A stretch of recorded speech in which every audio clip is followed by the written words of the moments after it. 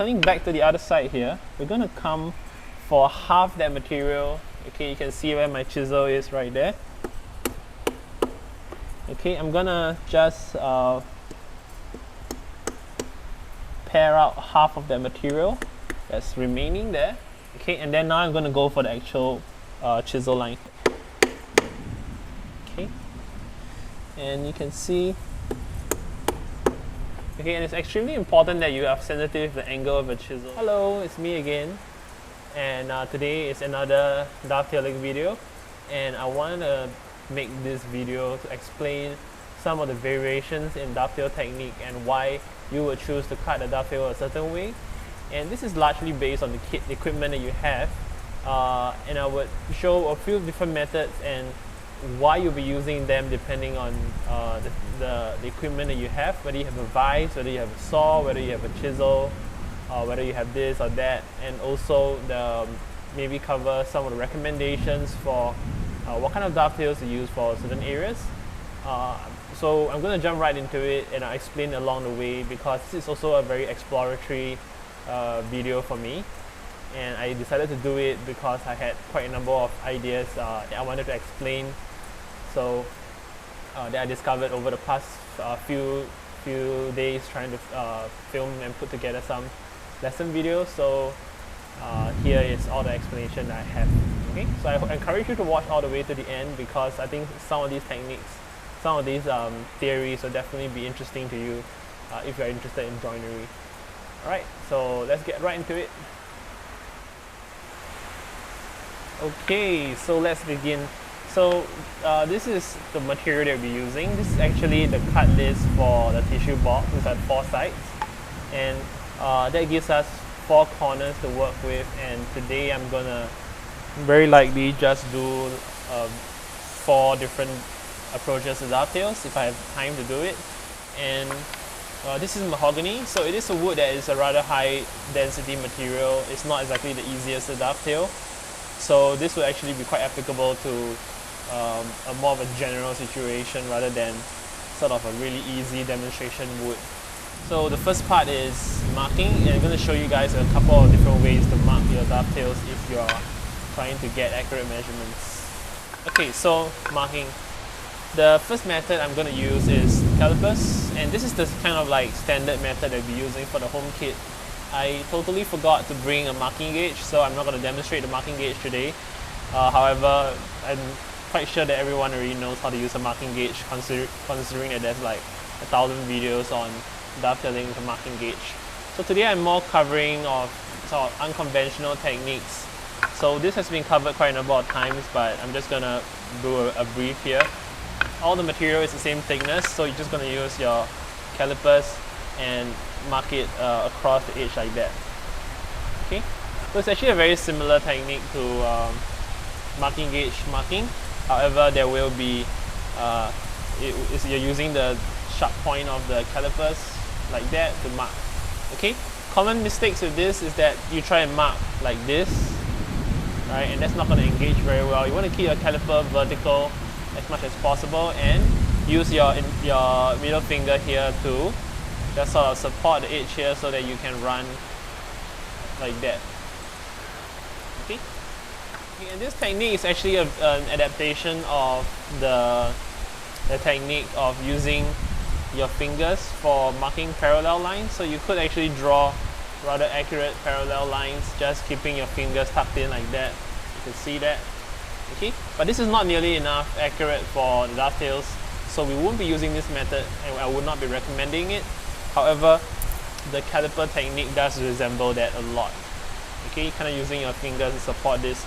Don't try and use the caliper on its own. It's not going to work very well because you're going to either jump up like that or you're going to dig in too much like this. So use your finger here to support and keep your caliper vertical so that the needle works well. Okay. The second method is using your sides to mark your sides. So like this, you could put your side and then using your fingers at the back here just to support and keep flush. You can then use a pencil or a pen knife and you could scribe out the thickness of this rather easily. So this is actually also a very good method for marking because it doesn't really require any equipment at all. However, both this method and this method requires that your sides are square. So you do need to get one of your more rigid squares and double check that your squares are going to be, your lid timber is actually square to begin with. And if they're not square, then this method will not work. Which brings us to the third method, which is to use a square. So assuming that your board is flat along this edge and that is parallel on both sides, you can actually use a square and you can use it to mark out and draw a line across with a pencil. You can also use a chisel to score a knife line, and that will help you to simulate the effect of a marking gauge, and both of them are the same. However, for marking, you usually want to use a square that is more similar in form to this. This is a tri-square, and a tri-square has different thickness in the arm and the ruler itself, so that you can use it to go across the edge like that. Okay, and you can see sort of, because this is this timber was prepared at the workshop and it was cut with a very precise panel saw, which is a machine. Pretty much all the methods achieve the same result. It's just a matter of what you have at home and what you're comfortable using. Okay, so that's that. We got past that, so let's next up. Okay, so I'm gonna do this explanation from the perspective of kind of starting from the most rudimentary equipment to the most complex. So let's start with our basic situation here, which is, say you only have a chisel, okay, and you only have your wood, and then you also have a pencil, okay. Okay, so one thing I'm going to add into the mix here is your dovetail gauge, and this dovetail gauge can be made with any kind of scrap material. I actually have a video on this, so you can go and watch how to do that. This is not really necessary, but it does speed up your work a lot. Okay, we're more talking about cutting technique today, honestly, and just getting some level of dovetail working. Because if you from here on, then you can really go into the details of how to do it in various more advanced ways. Okay, so of course, with the most rudimentary way, we're gonna use the little scribe method. So we align our board, and we've already scribed out the line here.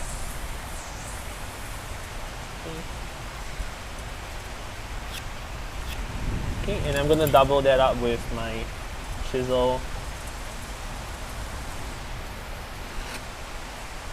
So when you're marking, regardless of what you're marking, try not to mark everything in one go. Try and use a couple of scribes to get a deep cut instead of trying to go all the way. Okay, I'm gonna go around here and do up the rest. Okay, once you're done with that board, then you're gonna come back around and do now and mark out the pin board now. Okay, and then next up we're going to mark out the pins. So this is the only time that I would be marking out the pin boards. The rest of the demonstration, I'm just going to let you figure it out. Okay, so for the pin board, we're going to just mark out some random distances, and then half that, and then half of that. Okay, and then from here, I'm going to take my, so you can see I've actually crossed out the inside. So when you cross out the inside, then you will know that, okay, this is on this side, right? And therefore the orientation of your pins would take into account of that movement. Okay, so first thing, I'm going to draw a little half pin there, and then another half pin here.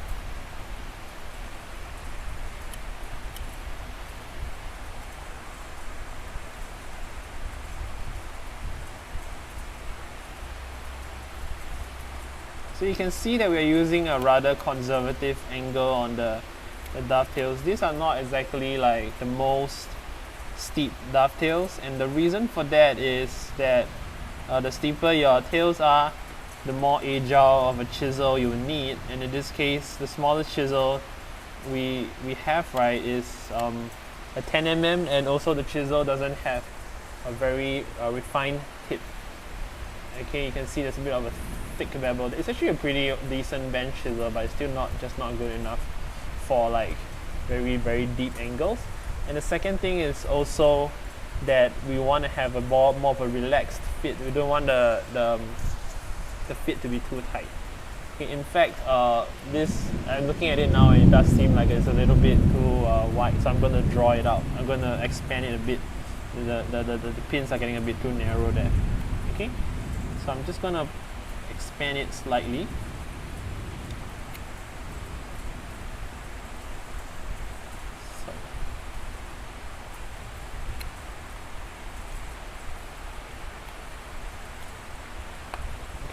So we'll be cutting the outside lines, which in this case we're going to be removing the material on here. Okay, and therefore also here and here and here. Okay, so we're going to draw down the parallel lines now here. The parallel lines. And you can do this with a pencil, or you can use a square for this. Both of them will work. And right now, because we are doing the technique that requires we're not even going to saw it, right? So these marks are actually extremely critical, and you would see why. Later when I'm doing my sawing demonstration, I probably would not be drawing out the right angle lines because they won't be necessary in terms of the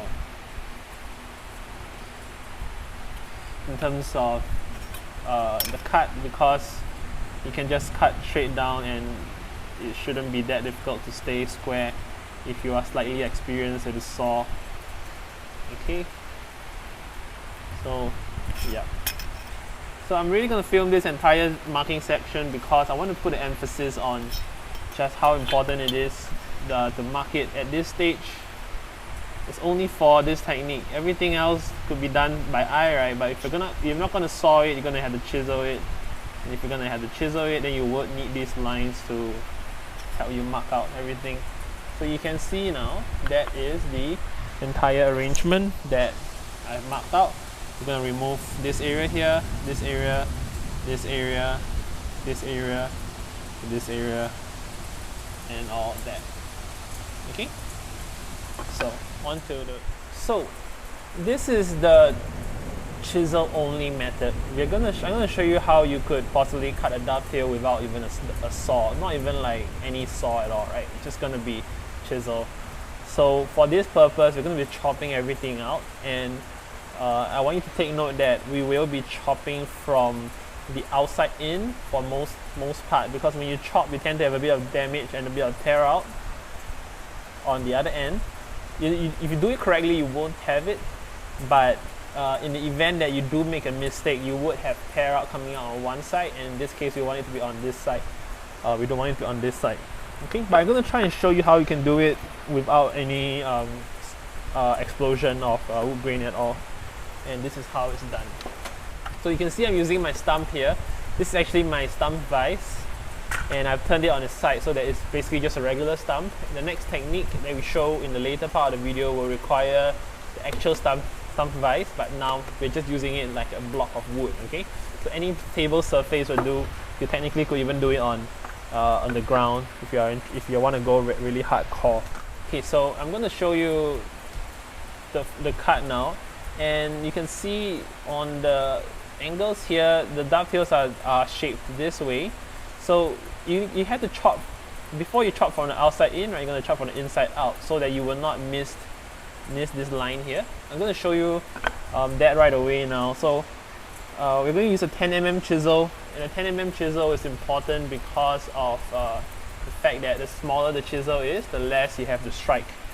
Okay, wider chisels are heavier and stronger, but they have the tendency to split through. Okay, so right here I'm gonna just hit it as hard as I can. I'm gonna punch right through to the face of the wood here. Okay, Okay, so this is a chop out, right? And you can see this technique creates a very straight cut all the way through to the wood. And this is one of my favorite techniques of wasting because it's extremely efficient and doesn't require any tools. So this is how we're going to remove all the excess here. I'm going to start marking out everything now. Once you know that you can cut through the material, the next step is to find the scribe line.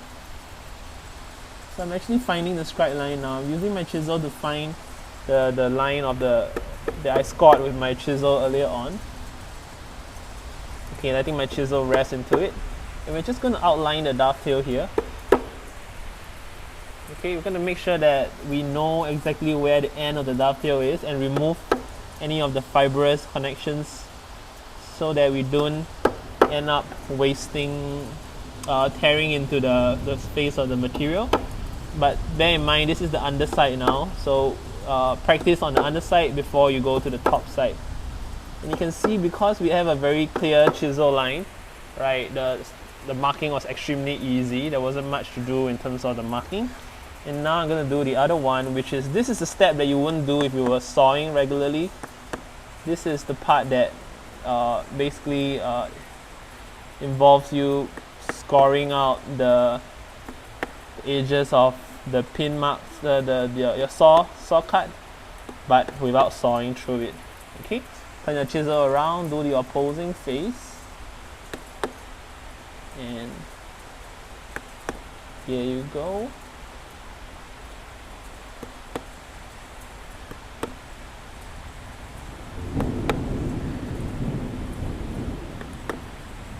So this is actually a great exercise for you to run through if you were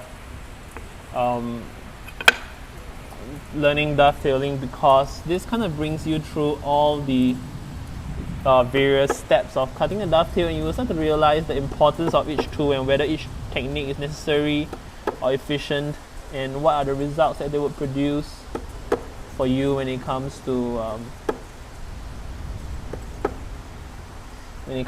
producing accurate dovetails. Okay, so the scribe lines are working really well. So I highly recommend using your chisel or any kind of marking knife to scribe out a proper cut line. That's going to help you a lot with the marking accuracy. And you can see now the lines there. Okay. Now I'm going to rotate it, and now we're going to chop out the edges of the pins. Just going to mark that out. Okay, honestly, this part is not even super critical, because if you chop accurately, you will not require this. But I'm just going to do it for the sake of producing a good result, so you guys won't laugh at me later. Okay, I'm going to try my best to do a clean cut here so that it proves a point. None of these methods that will be demonstrated today are actually considered as of low quality.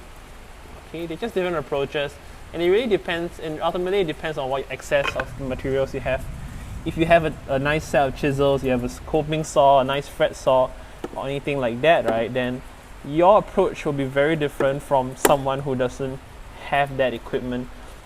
Okay, and then the last question you must ask yourself, right, is, after this discussion today, that given that if you had all the equipment in the world, what would still be the method that you would use? Okay, it doesn't mean that the more equipment you have, then the more fantastic your results would be.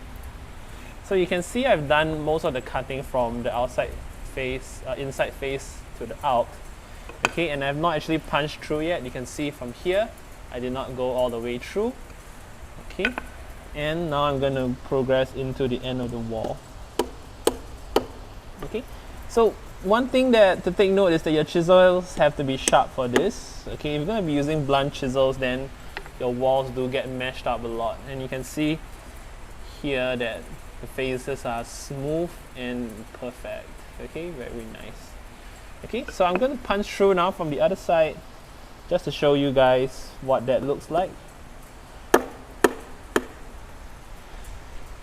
Okay, and then one more from here. Okay, that was a bit risky because you can see that I've kind of popped out the wood here and it kind of tore out a bit. This is a big problem in mahogany. So I kind of chose this wood to use for the demonstration because I did not want this to be a video that was like showing off with easy wood. Mahogany has cross-grain, interlocking kind of grain, so it tends to be a wood that's very complicated to chop. And you can see the tear outs. But if you do everything correctly and you release the material from the right direction, you can see I have managed to stay on my pencil line and nothing has happened yet. Okay, so up to this point, we're kind of like cutting a finger joint basically. Okay, and once you've done that one, then you can come in and chop out from this stage. Okay, and another thing to take note is that when I was chopping from the face side, from the outside in, right, I actually slanted my chisel very slightly, so when it punches through, it doesn't actually go vertical down to cut inside here. Okay, so now it gets into the kind of risky stage here where you're pretty much done with a finger joint-ish kind of thing and you're gonna cut to the exact line now. Okay, so I'm gonna try and do that successfully now. So turning back to the other side here, we're gonna come for half that material. Okay, you can see where my chisel is right there. Okay, I'm gonna just pare out half of that material that's remaining there.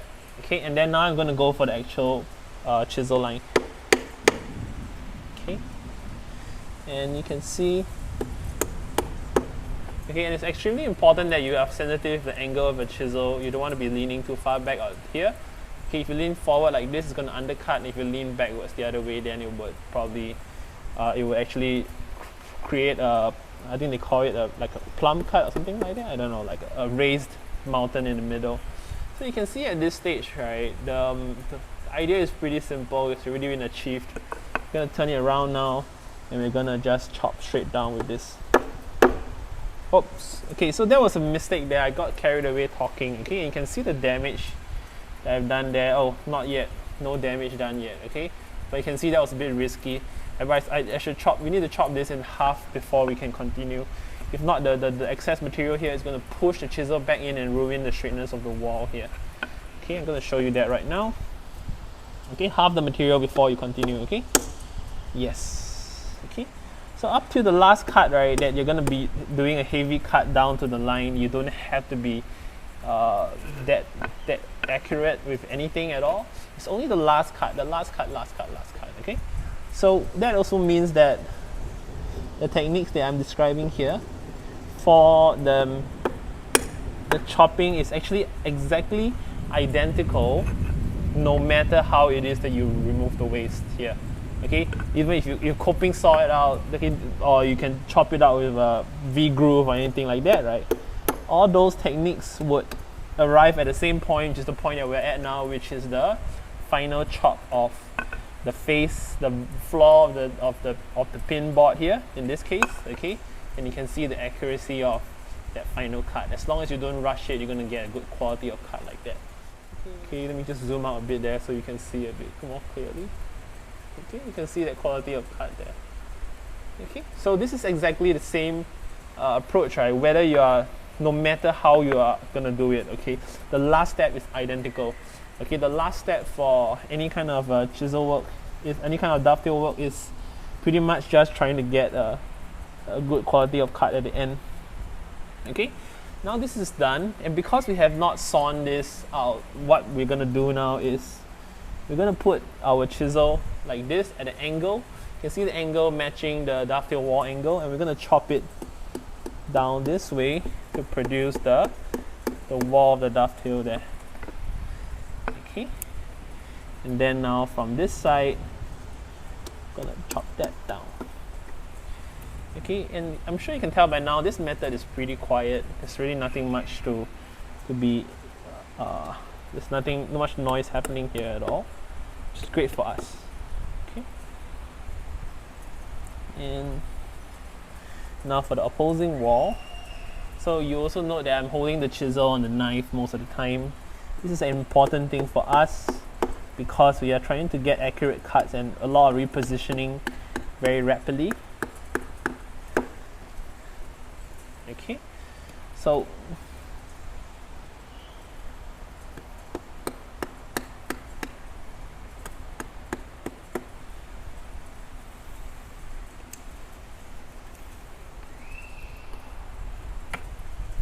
okay, that worked pretty well.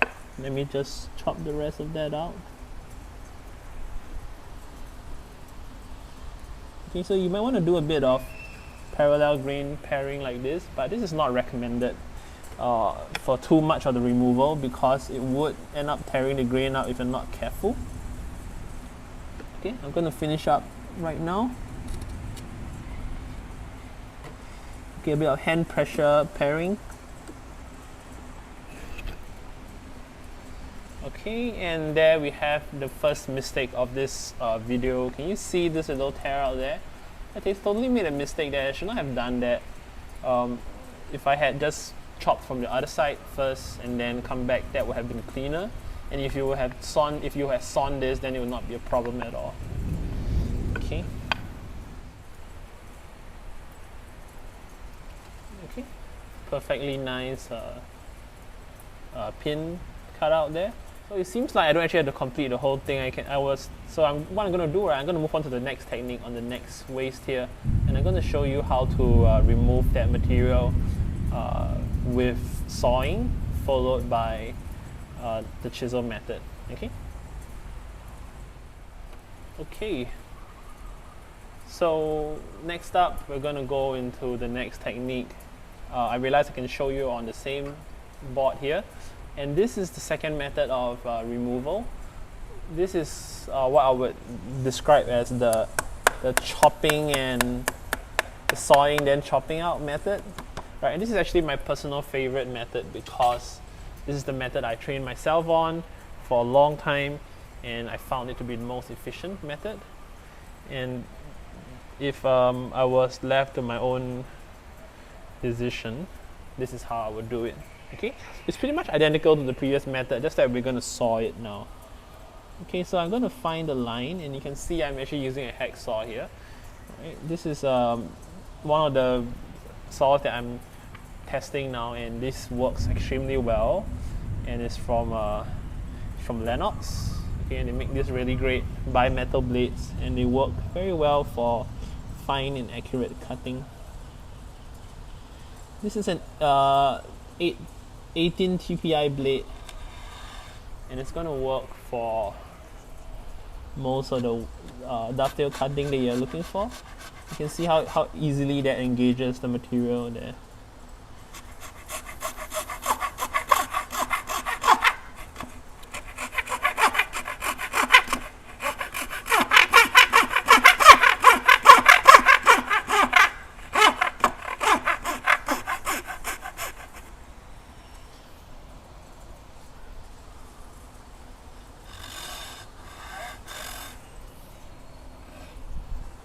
Alright, okay, very nice cut. I'm going to rotate very slightly now, and we're going to cut out the other side.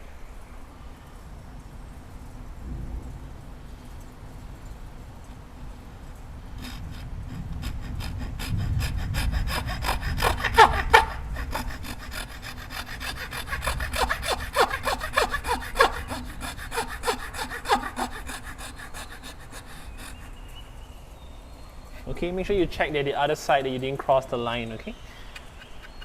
All the techniques I'm describing today are designed so that you can do this without any much pairing or refinement work.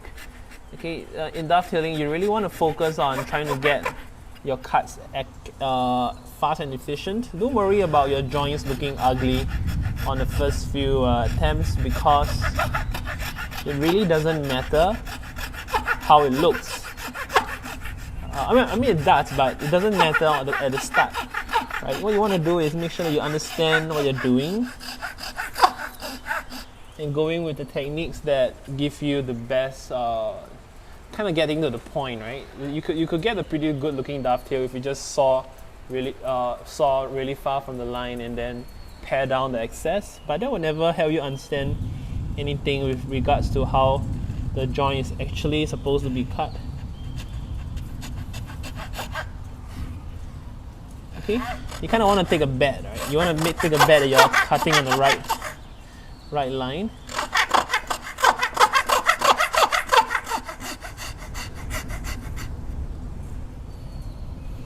Okay, make sure you cut sufficiently across to the other side. Okay. And from this position, I'm actually going to demonstrate the other technique first because I realized that it's probably easier at this point to do that. Okay, so we're going to demonstrate the coping saw method first. So this is a coping saw, right? This is also something that you can buy at a hardware store, and most likely we're going to include this in the kit that we're releasing, okay, our version 2 of the home study kit.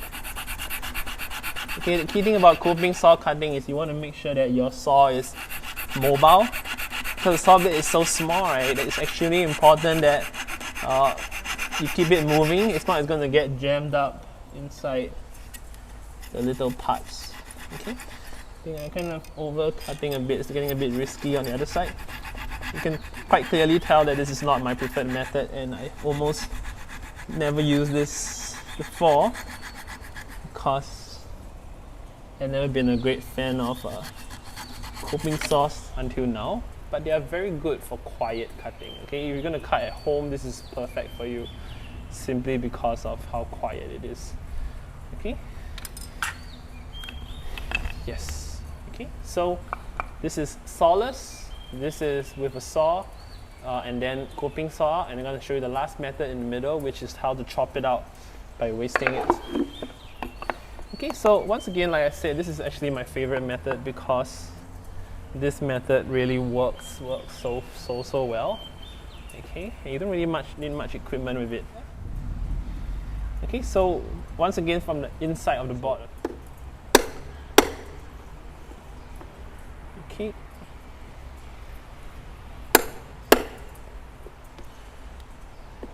Okay. Turn it around, punch right through. Now you're on the other side. Okay, and then proceed to remove the walls here. You can see this technique is much more efficient when you have a saw cut to work with. Okay, it's extremely effective when you have that saw cut to release the material. And by the time you're done reaching out for the rest of the stuff, right, you're pretty much already done with most of your chopping anyway. So okay, so this technique is actually far superior than to the V-groove method. I don't even know why the V-groove method exists actually. No, actually, you know what? That's going to be investigated on the next side. Okay, so I'm going to show you guys how to do the next side later with the V-groove.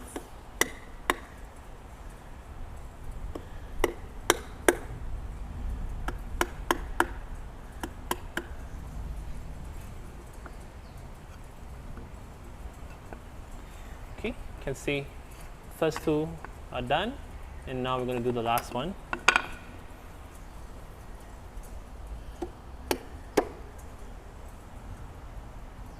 Because you have coping sawn it out, you can almost go straight to the line. Just be careful of what you're doing. Okay, you can almost go straight to the line. So that was actually the outside. I should have done the inside first, but totally got mixed up with the order there. Okay, now that this is open, we can just smash it right out.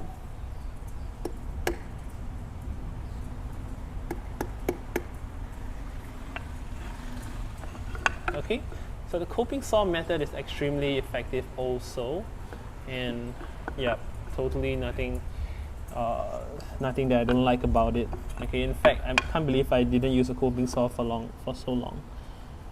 Okay, and I actually did not saw that accurately here, so I'm just gonna pare out the excess, and then I would move on to the next step. Alright, okay, so quick review here. You can see the three techniques that are demonstrated here. So on the left side is the chisel only method, and then this is the sawing and then chiseling out the rest, and then this is the sawing and then sawing again with the coping saw. And you can see that was really effortless. All the 3 methods work, and this is kind of, I guess the point here is really to show you that you don't even need a chisel, you don't even need a saw actually for cutting. And then from then on, right, the reduction of the excess material is really the most important thing that you're looking out for. Okay, and if you do it correctly, all methods look almost exactly the same, and there's really no disadvantage at all. Okay, now we're going to go on to the tails and see if the techniques still hold up in the tail board. Okay, so now we are going to mark the tails. This is the inside of the board, and that is the inside of the board. I'm going to put my board against the line there.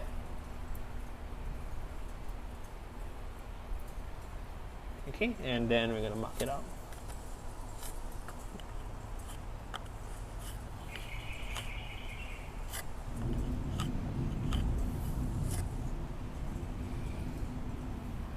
Okay, things are looking a little bit messy here. I'm going to put it back on to see what really went wrong there.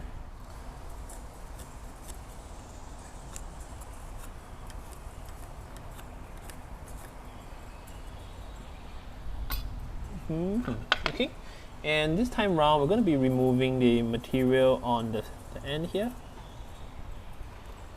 Okay, so right like that. And because we're going to be doing a chisel only method for one of the joints, therefore I have to mark out also the square lines here. Okay, so see you after I'm done with that.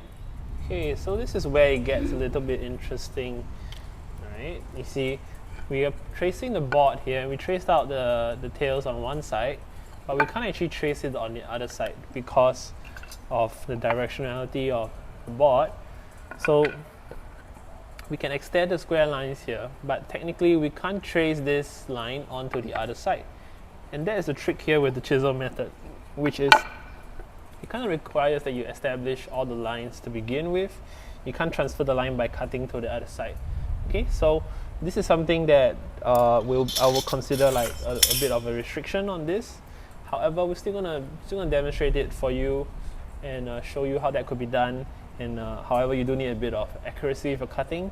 In fact, I don't even know if I have that. So we're gonna find out now.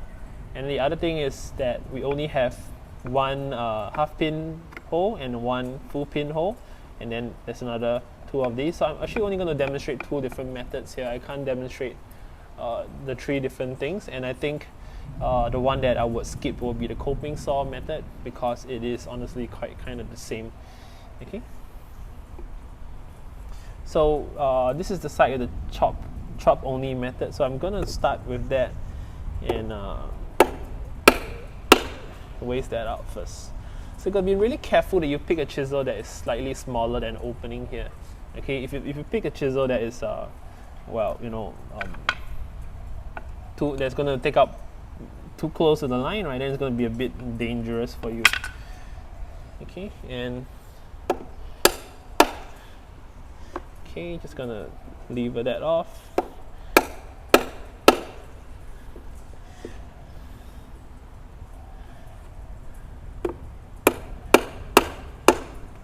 Okay, you can see I've actually punched all the way through to the other side this time. Right, this is even faster, and I'm not even gonna turn it around until the last stage. Okay, it's gonna go even closer now. Oh yeah, one thing you will take note is that when you chop like this, you see this part, the different distance is about this amount, right? When you turn it around, it gets a bit larger. The chisel actually travels slightly at an angle, even though you hold the chisel straight. Okay, so just take note of that. Make sure that your walls are getting not too slanted. Okay, so almost dropped through there. I'm gonna now go for the scribe line, and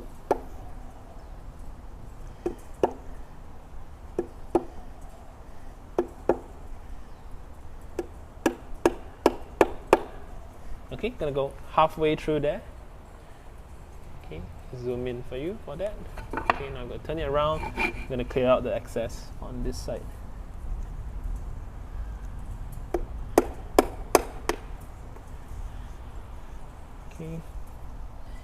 half that again, and then now I'm going to go straight for the scribe line.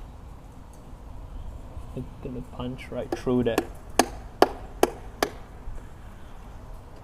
Okay, that was perfect. You can see floor is pretty much as close to the line as you can get.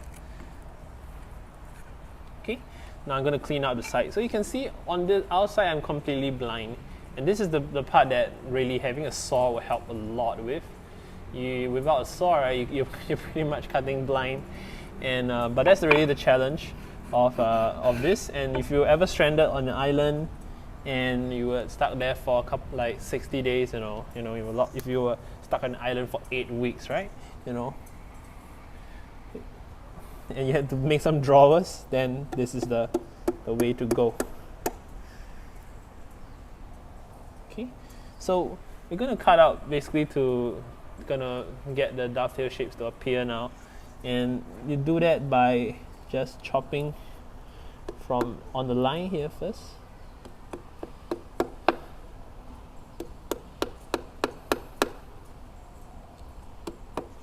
Okay, and then you come back on this line here.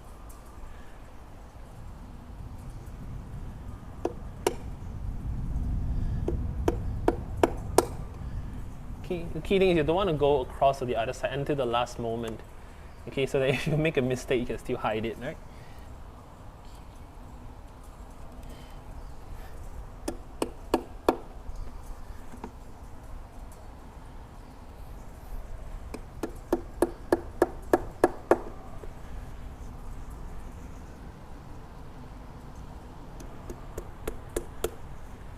Okay.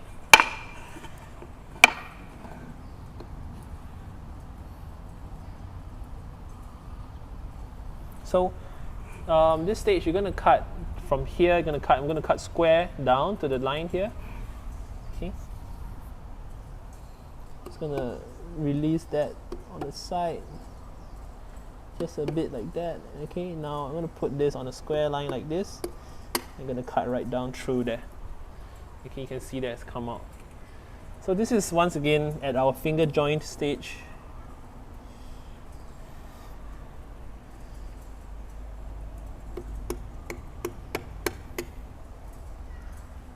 Okay, so now you kind of got yourself a finger joint.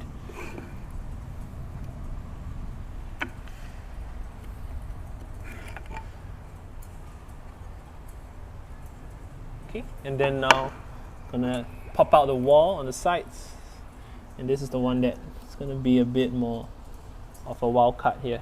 Okay, so you're just gonna put a chisel parallel to the line. Our lighting's not so good there, huh? Okay, just gonna put the chisel parallel to the line there, vertical, and you're just gonna chop straight down. Okay, because you do have to make sure that your line is your chisel is held straight. If it's not, then it's just gonna run away.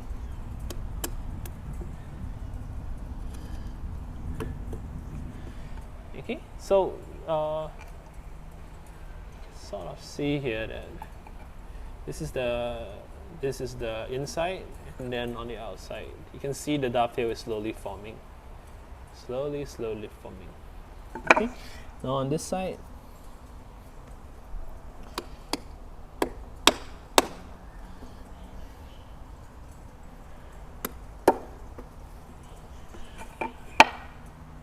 okay, I have a feeling that one went a bit far, so we'll just take note of that. When the tails go in, we would know whether I overdid that one. Okay, but the line's pretty much been transferred, and now we have the dovetail cavity done there. Okay, the pin cavity done right there. Okay, it's gonna clean up slightly on the inside here. Make sure that the cavity is kept at least slightly below parallel. So I'm resisting reaching out for a square, okay, because if you know what you're doing, you probably shouldn't need a square at all, not for this stage. Okay, so you kind of want to treat dovetailing like a game, because you want to try and do something and then see if it turns out okay, and then, oh, that looks nice. So you can tell that the chisel method is actually really clean. It creates really crisp cut lines, and it is one of the really oldest ways of doing joinery, because at some point in human history, right, saws were really expensive things. Imagine if all saws had to be handmade. So the chisel was pretty much all that everyone had. As a beginner, even professionals struggled to get good quality saws. You know, say if you just go back maybe about 300-400 years. But then again, they still had to produce results. And so how would they do it? Okay, and this is how they would do it, just with a sharpened piece of iron. So now I'm going to move on to the half pin gap, and just going to mark that out, mark that out, mark that out, mark that out. Okay, and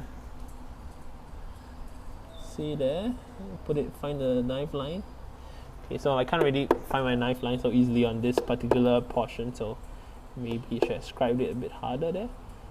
Okay, and that is done. Okay, so normally so this is the part that's a bit tricky here. You can't do a saw here, so you only have a chisel. We're going to just slowly pare off the excess here, okay? So that's going to look a bit funny, look a bit risky as you go, and we'll find out if that's actually worth the trouble. So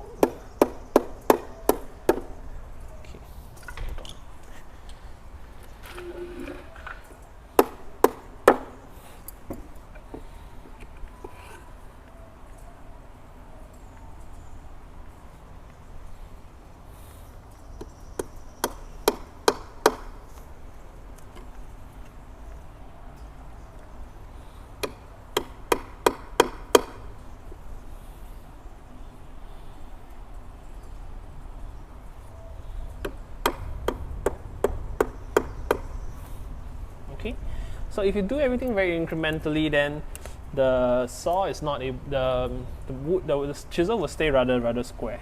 Okay, and no matter how difficult your wood is, it's not going to give you too much trouble.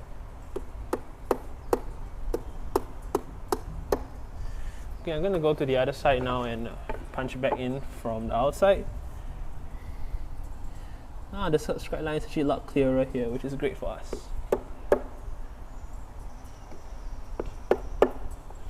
Okay, gonna half that, and then now I'm gonna half that again. Okay, I mean that was not half, that was like all the way through, right? Okay, and then now I'm gonna cut. So now I'm actually gonna do another technique, which is called sort of a blind cut. You can see this cut line here is parallel to the pencil mark approximately. When I turn it around, I will assume that this line is also roughly parallel to the cut.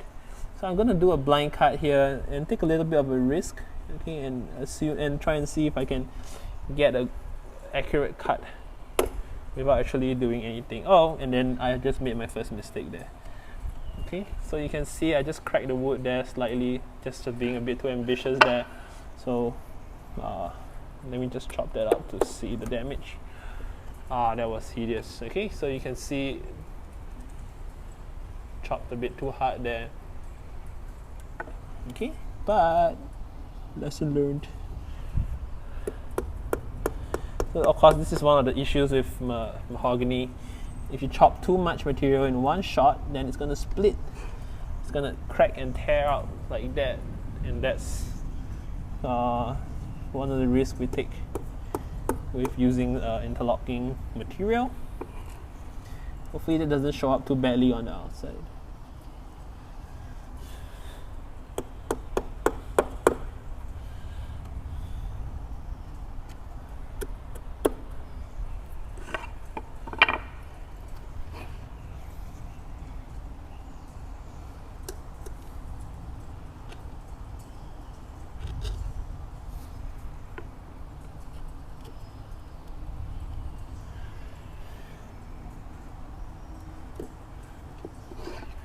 Okay, but other than a little defect there, I think overall result was pretty decent, and that was our first tail that has emerged. Ta-da! Okay, so now I'm going to do it the way that I'm more comfortable with, which is sawing it out and then wasting it. So for that, I'll need to turn it around again. Okay, so turn the stump around, And now I'm going to wedge it and proceed to chop it. Okay, so I'm going to saw it now.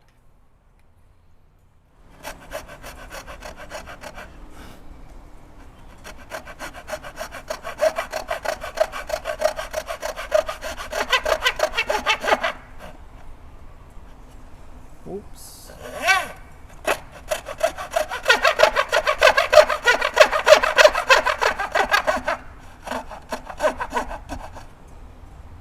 Okay, I actually saw a bit too far from the line, so that's not gonna be so easy to fit.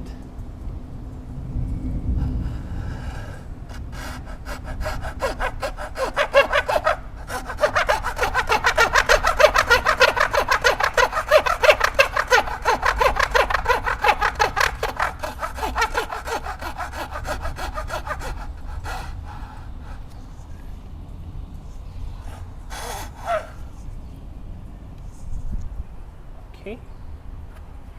Yep. Zoom in. Okay, for that quality of cut, not too bad.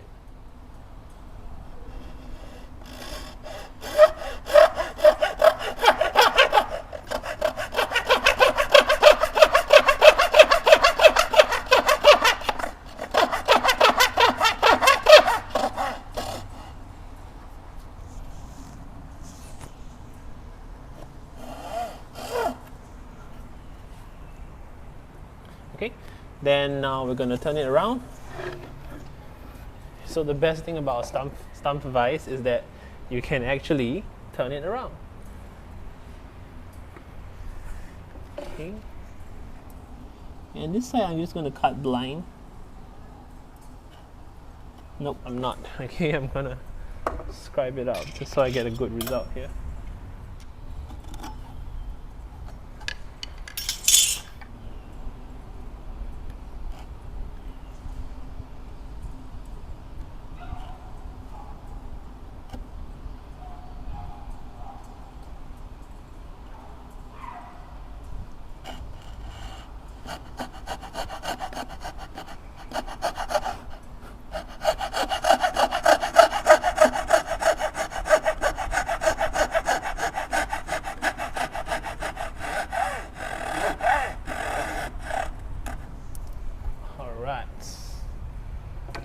Whew. That is actually my least favorite cuts of all because it is so prone to overcutting. Okay, so very nice. Okay. Okay, now it's time to remove the excess. So back to the topic here. Okay, same exact movement. Just gonna find the scribe line, the deepen the scribe line with your chisel. Here I've sawn exactly to the cut, and here I have not. So I'm going to chop that away.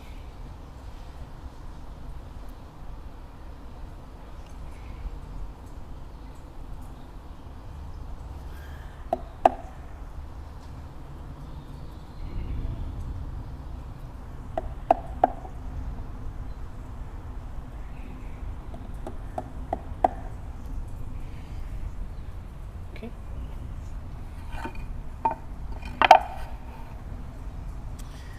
So I'm going to reduce the waste now.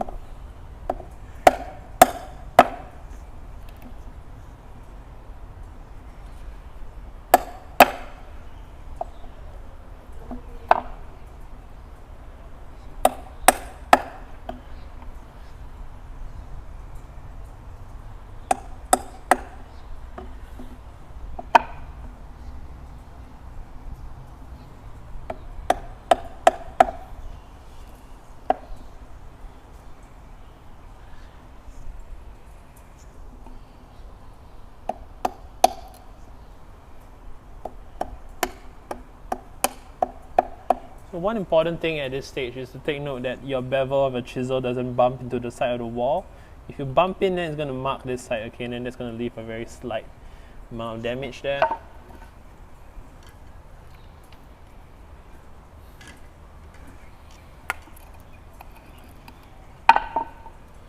Okay, come back in from the other side.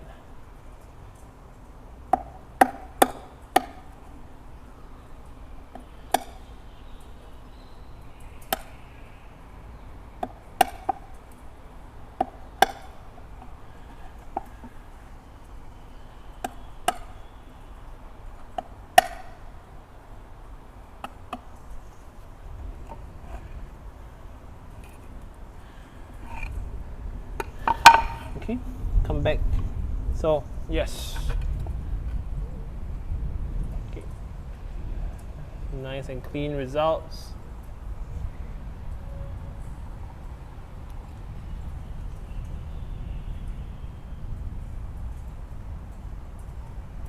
Okay, do a bit of touch up now. Just a bit of touch up. I'm going to undercut the floor of the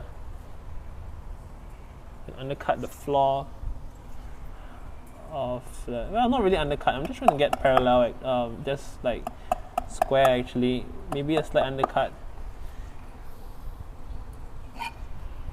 Okay, you see the chisel, right? It's not perfectly sharp on the corner there. So when you chisel like that, it's going to bump in and it's going to form a square groove right on the edge here. Okay, so be careful with that, Okay, of course, if you can grind out your chisels, in fact, that's probably next video I'm going to do, which is how to grind your chisels to make them more suitable for dovetail work. Okay, now, moment of truth. Let's see if they fit. So, I don't think they would fit because I made a mistake on one of the cuts here. This is a bit, you can see here the pencil line is a bit too far from it, so I'm going to pare that out first. So these are the kind of mistakes you don't want to make, okay? You don't want to cut too far away from the line like that. These kind of things will slow you down a lot. Okay, I'm using a 15mm here. Just slice right down. Always good to have a chisel that's a bit wider lying around. And hopefully very sharp also. Try that again.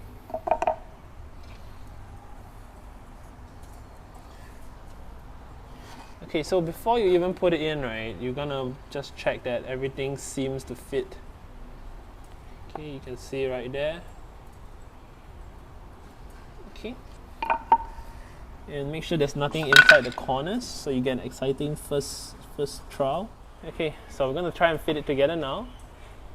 And let's see how that fits on the first try. Okay, check the inside gaps, they look fine.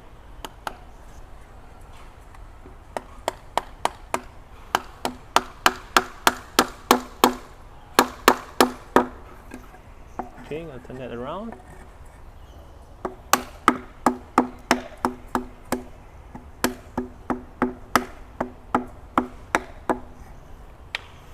And that is our dovetail joint right there. Okay. I think I did a lot better this time compared to my previous attempt. Okay. So just for clarification again, this is the side that we did with chisel only, and this is the side that we did with saws. Okay, so let's take a closer look at the results here.